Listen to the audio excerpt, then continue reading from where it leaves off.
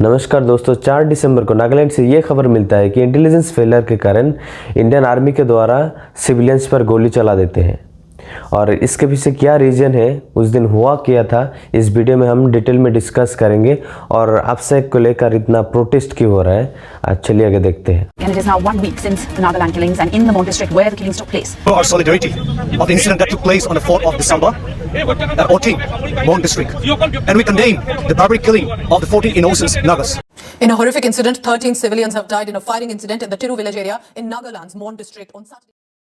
4 दिसंबर को मोन डिस्ट्रिक्ट के कुछ लोग जो कोल माइनर्स थे, काम करके अपने गांव लौट रहे थे और उसी दिन आर्म फोर्सेस को बहुत ही इनक्रेडिबल सोर्सेस से इनपुट मिलता है कि आज इंसर्जेंट ग्रुप की मूवमेंट होने वाला है और वह इंडियन आर्मी पर एम्बुश करने वाला है। और उसी इंटेलिजेंस सोर्स के बेसिस पर उन्होंने एक ऑपरेशन प्लान किया। जब उस वैन को वार्न किया गया रोकने के लिए, जब वो नहीं रुके तो उसके बाद इमीडिएटली आर्म फोर्सेस के द्वारा एक्शन लिया जाता है और उस पर गोली चलाना पड़ता है, क्योंकि जो डिस्टर्बेंस एरिया होता है उन पर इमीडिएट एक्शन लेना पड़ता है और जो इंसर्जेंट है या मिलिटेंट्स है वो सिविलियन के बीच में चुप कर ही बार करता है।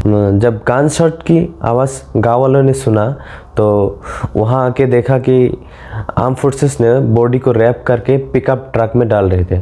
तब वहाँ गाँव वाले देखते देखते भीड़ इकट्ठा हो गया और वहाँ सिविलियंस के बीच और आर्म फोर्सेस के बीच एक झड़प हो जाता है। फिर अपनी सेल्फ डिफेंस में इंडियन आर्म फोर्सेस को फिर से ओपन फायर करना पड़ा और ओपन फायर में भी कुछ लोगों की मौत हो जाता है। कुल मिला के उस दिन 13 लोगों की मौत हो जाता है और एक आर्म फोर्सेस के भी मौत होता है। इंसिडेंट के बाद नागालैंड पुलिस ने पैरामिलिट्री फोर्सेस के खिलाफ एफआईआर रजिस्टर करता है। उस एफआईआर में ये लिखा है कि the arm forces intentionally killed the civilians. बाद में आर्म फोर्सेस ने इस इंसिडेंट को लेकर ऑफिशियली माफ़ी मांगी और नागालैंड गवर्नमेंट ने एक स्पेशल टीम अपॉइंट किया इस मैटर को इन्वेस्टिगेट करने के लिए। और जो भी लोग इस इंसिडेंट में जान गंवाया उनको 5 लाख कंपेंसेशन देने का भी वादा किया। अब बात करते हैं कि अफसा एक्ट है क्या और इस एक्ट को इतना कंट्रोवर्शियल क्यों माना जाता है और ह्यूमन राइट्स ऑर्गेनाइजेशन ने इस एक्ट को इतना अनडेमोक्रेटिक क्यों कहा है। ये सब जानने से पहले हमें जानना है कि इन सब का शुरुआत कब हुआ। 1942 में इस एक्ट को पहली बार इम्प्लीमेंट किया गया था ब्रिटिश गवर्नमेंट के द्वारा क्वाइट इंडिया मूवमेंट को सप्रेस करने के लिए। उसके बाद 1958 में नेहरू सरकार के द्वारा फिर से इम्प्लीमेंट किया गया, जब नॉर्थ ईस्टर्न रीजन में इंसर्जेंसी की ज़्यादा प्रॉब्लम देखने को मिला। तो इंसर्जेंसी प्रॉब्लम को ख़त्म करने के लिए इस एक्ट को फिर से लागू किया गया, जो पहले ब्रिटिश करते थे क्वाइट इंडिया मूवमेंट को सप्रेस करने के लिए।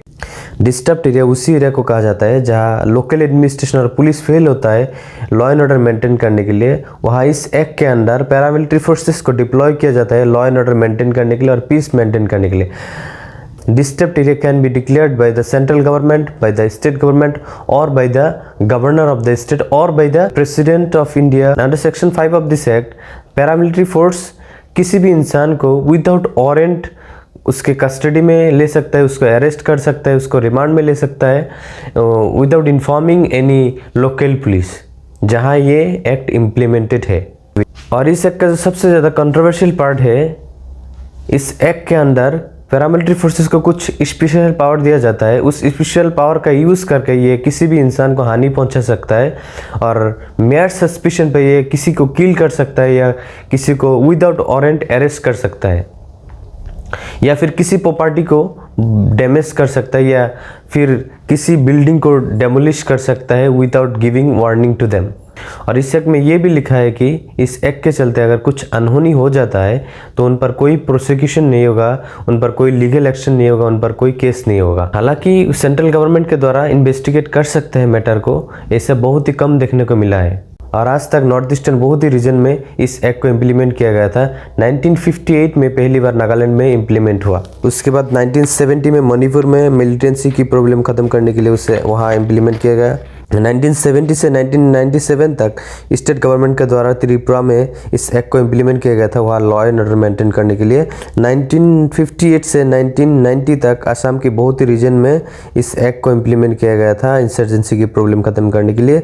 और 1983 में पंजाब में इस एक्ट को इम्प्लीमेंट किया गया था खालिस्तानी मूवमेंट को सप्रेस करने के लिए। और 1990 में जम्मू एंड कश्मीर में इस एक्ट को पहली बार इम्प्लीमेंट किया गया जो मिलिटेंसी की प्रॉब्लम है उससे ख़त्म करने के लिए। और बहुत सारे ह्यूमन राइट्स एक्टिविस्ट और ह्यूमन राइट्स ऑर्गेनाइजेशन ने इस एक्ट को क्रिटिसाइज़ किया क्योंकि इस एक्ट का मिसयूज़ करके बहुत ही ज़्यादा मास ह्यूमन राइट्स वायलेशन हो सकता है। और इंटरनेशनल ह्यूमन राइट्स ऑर्गेनाइजेशन ने भी इस एक्ट को बहुत ही क्रिटिसाइज़ किया है। आर्म फोर्सेस का कहना है कि अगर इस एक्ट को रिपेल किया जाता है तो उन्हें काम करने के लिए बहुत ही ज़्यादा प्रॉब्लम हो सकता है क्योंकि they work under a tremendous pressure to maintain law and order in the disturbed areas.